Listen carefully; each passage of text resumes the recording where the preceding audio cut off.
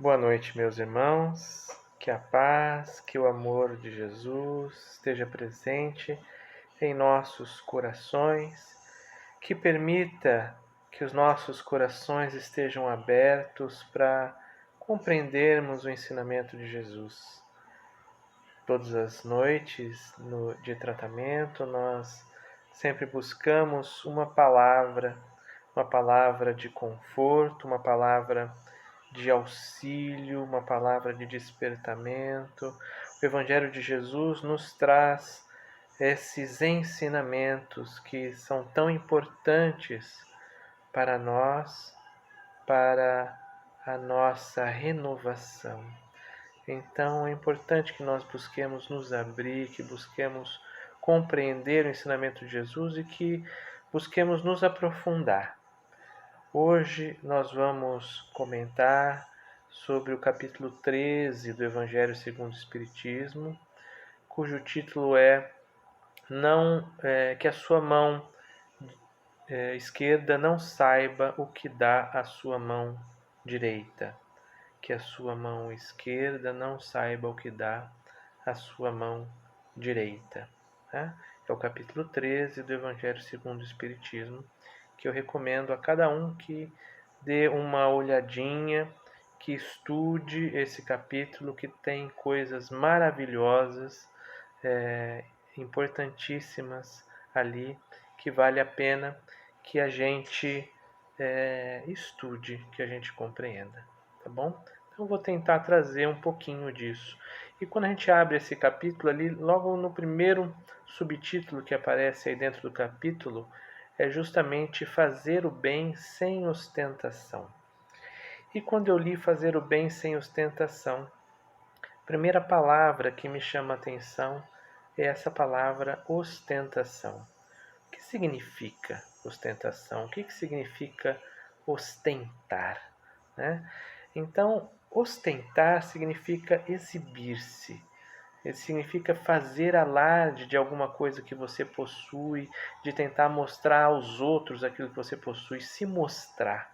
Né? Então, isso é ostentar. E a verdade é que ostentar faz parte da nossa vida.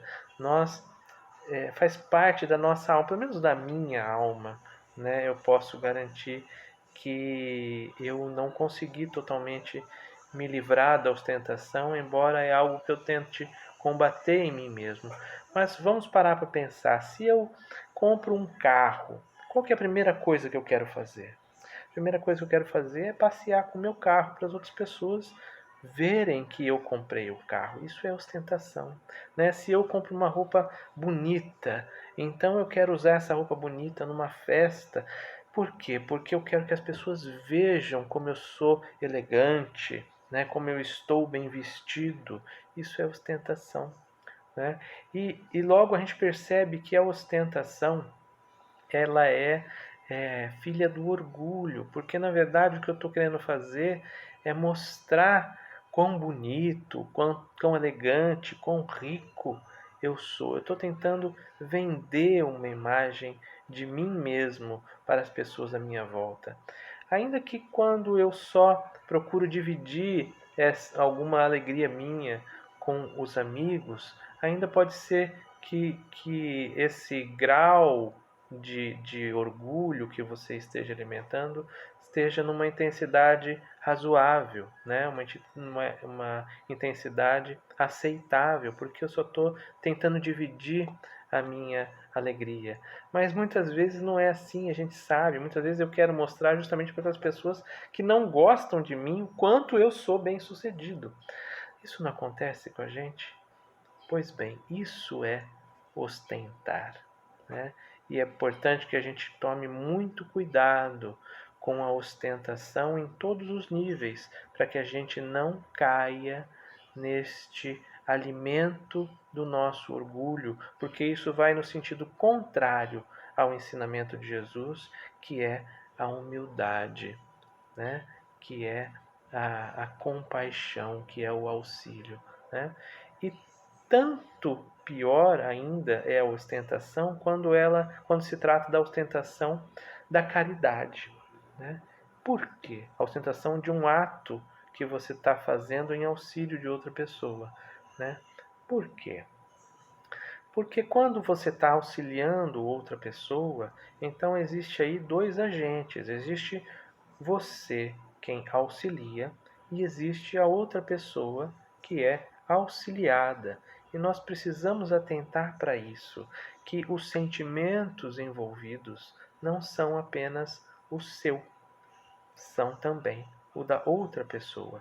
Então, ao auxiliar outra pessoa, quando nós nos colocamos num ato de doação para outras pessoas, é impossível que a nossa intenção, é essencial que a nossa intenção esteja totalmente voltada para as outras pessoas e nada para nós. Né? Quando eu for auxiliar outra pessoa, eu não posso ficar preocupado com o que as pessoas vão estar pensando sobre a minha atitude. Né? Ao contrário, eu tenho que estar preocupado no auxílio em si que eu estou oferecendo. E é difícil a gente não querer nada em troca, porque quando não queremos nada, pelo menos um obrigado nós gostaríamos de receber, mas o fato é que a nossa maneira de pensar deveria ser como a de quem realmente não deseja nada. Né?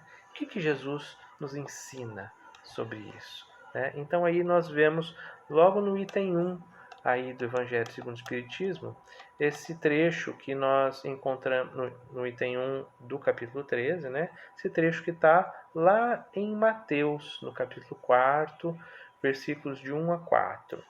E o que diz esse trecho? Esse trecho diz assim: Tomai cuidado de não fazer as vossas boas obras diante dos homens para serem vistos por eles. De outro modo, não recebereis a recompensa de vosso Pai que estais nos céus. Então, quando derdes esmolas, não façais soar a trombeta diante de vós, como fazem os hipócritas nas sinagogas e nas ruas, para serem honrados pelos homens. Eu vos digo em verdade que já receberam a sua recompensa. Mas quando derdes esmola, que a vossa mão esquerda não saiba o que dá a vossa mão direita, a fim de que a esmola esteja em segredo, e vosso Pai, que vê o que se passa em segredo, dela vos recompensará. Então, o que Jesus está dizendo? Acontece que naquela época, e na verdade até hoje, né, os judeus, eles têm por obrigação, né, dar esmolas, por obrigação fazer a caridade, doar aos pobres. Tá? Então, essa é uma obrigação que consta da lei de Moisés. Né? E naquela época de Jesus era muito comum que os judeus ricos, as pessoas ricas ali que viviam na Judéia, né, eles fizessem a sua doação e contassem para todo mundo que estavam fazendo a doação. Né? Faziam soar a trombeta. É isso que Jesus está dizendo. Estava se referindo às pessoas que anunciavam para todos as doações que faziam. Para quê? Para se mostrar como boas, como bondosas, como caridosas, como alguém que cumpria a lei, né, de fazer as doações. Né? O que essas pessoas desejavam, na verdade? Elas estavam preocupadas com o outro que estava recebendo a doação? Não. Eles estavam preocupados apenas em cumprir com a sua obrigação e que essa obrigação fosse vista pela sociedade de tal maneira que eles se sentissem bem, que eles fossem vistos como bondosos pela sociedade. Eles ostentavam aquilo que eles estavam fazendo com a intenção das outras pessoas olharem para eles e dizerem assim: olha, realmente, como esse cara é caridoso. Nossa, quanto dinheiro que ele está doando, ele deve ser muito rico. Era isso que era a verdadeira intenção. Então, quando nós fazemos esse tipo de coisa, porque hoje nós fazemos do mesmo jeito, né? Nós mesmos, entre nós espíritas, sempre ligados a trabalhos sociais, né? Sempre ligados a distribuição de cesta, né? Quantas vezes nós não ficamos mostrando para as outras pessoas aquilo que nós estamos fazendo? Quantas vezes você não vê gente tirando selfie no celular e postando nas suas redes sociais para dizer, olha como eu sou caridoso, né? E quando nós fazemos isso, se nós somos vistos pelos outros, pronto, era isso que a gente queria, a gente já recebeu a nossa recompensa, né? Se a gente recebe um obrigado ou alguém que diz assim, nossa, puxa vida, eu queria ser como você, nossa, nosso ego vai lá para cima, né? Bate no teto e pronto, a gente já recebeu a nossa recompensa, o que a gente queria era isso. Né? Era que as pessoas nos vissem como caridoso. Eu estou vendendo uma imagem minha, a pessoa comprou, pronto, recebi a recompensa. Mas não é isso que Jesus está pedindo, porque a nossa atitude de doação, a nossa atitude de caridade não pode ser fundamentada no próprio orgulho. Ela precisa estar fundamentada no meu desejo sincero de auxiliar ao próximo. A caridade em si, ela deveria servir para nós que estamos praticando a caridade como um exercício de estímulo à nossa própria humildade. Nós nos colocando na situação das pessoas necessitadas, deveríamos sentir empatia com essa situação, ver quão grande é essa dificuldade, quão difícil é passar por isso, nos colocando nessa situação também, né? Nos colocando nessa situação também para termos essa empatia e desenvolvermos em nós um sentimento de humildade, né? Nos fazer crescer. Se a gente faz alguma coisa pensando no que os outros vão estar pensando de nós, ao contrário de estimular a nossa humildade, nós estamos estimulando o nosso orgulho. Então percebam que não é tanto, às vezes, o ato em si. Né? O mundo que nós vivemos é um mundo que a caridade ela ainda é muito necessária. Né? As pessoas passam por dificuldades, de fato elas passam por dificuldades, e se nós tivermos empatia, nós vamos perceber essas dificuldades e vamos ser desejosos de auxiliar. Esse é o crescimento que o serviço da caridade pede de cada um de nós. Que nós busquemos o desejo de auxiliar. Tá? Nós sabemos que as pessoas não passam dificuldades por acaso, certo? Então a doutrina espírita nos diz que ninguém vive de determinada dificuldade, passa por determinada situação ao acaso, que todos nós colhemos aquilo que nós plantamos, mas isso não é razão para que nós não tenhamos compaixão pelas pessoas. Ao contrário, vamos desenvolver a compaixão. E se ela está passando por aquela dificuldade, e essa dificuldade é a colheita de algo errado que elas ainda fizeram, então isso é mais um motivo de compaixão, é mais uma razão para que nós oremos por essas pessoas, para que nós nos dediquemos no sentido de proporcionar auxílio até para o despertamento delas, em muitos casos.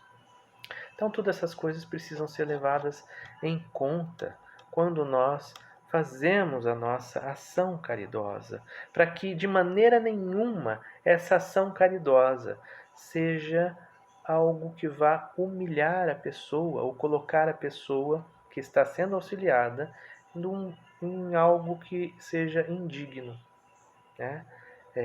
Que ela se sinta indignada, né? Ou que ela não queira, né, aquilo que está recebendo. Né? É importante a gente nos colocar na posição da pessoa, criar essa empatia para realizar a caridade sem nenhuma pretensão. Existe no capítulo 13, aí no item 4, uma passagem muito bonita, que convém vocês pegarem o Evangelho e lerem essa passagem aí no capítulo 13, no item 4, que é uma, uma senhora rica, né? E que ela está fazendo a caridade. Então, o que acontece com essa senhora? Eu vou tentar contar rapidamente para que a gente também não se estenda tanto, mas vocês peguem aí no capítulo 13.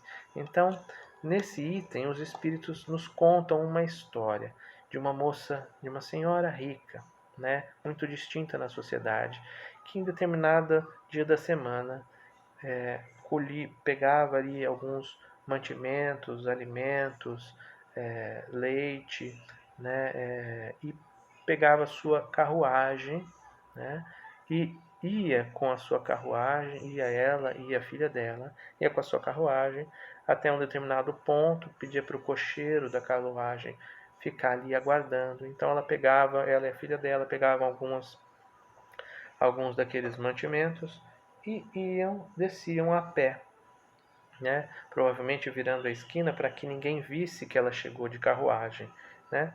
Ela também vestia-se sempre de maneira simples, né? Para que ninguém suspeitasse que ela era uma pessoa da alta sociedade. E ela ia e entrava numa casa pobre, aonde as pessoas já estavam esperando, a mãe já estava esperando, as crianças já estavam esperando e ficavam muito felizes, né, de tê-la ali, né? E ela dedicava ali um pouco do seu tempo, do seu carinho, levando boas palavras para aquela família em dificuldade, deixava ali alimento para as crianças. Se alguma das crianças estava com algum problema, com alguma doença, ela ajudava no cuidado, né? E depois saía daquela casa, voltava para sua carruagem e ia para outra casa fazer a mesma coisa. E a filha dela, que acompanhava, certa vez disse que também queria ajudar, dando alimento, né, dando dinheiro, como ela fazia de vez em quando, né, e a mãe disse para a filha: ora, que dinheiro você tem, que alimento você comprou, né? Se não foi você quem comprou, se eu der para você dar, sou eu que estou dando, não é você, né? Então, se você quer auxiliar, você precisa auxiliar de você mesma. Faça um carinho, né? Cuide, ajude a cuidar das crianças, ajude a cuidar dos enfermos, né? Faça roupinhas com as suas próprias mãos para depois dar a essas crianças. Assim você vai estar dando de si mesmo. E essa mulher, essa benfeitora, fazia isso uma vez por semana e nunca disse para ninguém da onde que ela era, se ela tinha dinheiro, se não tinha, né? Certa vez, uma das suas assistidas acabou descobrindo que, por ter ido na mansão em que ela morava, acabou descobrindo quem era ali a sua benfeitora e ela disse o que para essa pessoa? Não conte nada a ninguém, né? Assim como Jesus também fazia, não contava nada, né? Não guarde de contar às outras pessoas, né? De que isto acontece.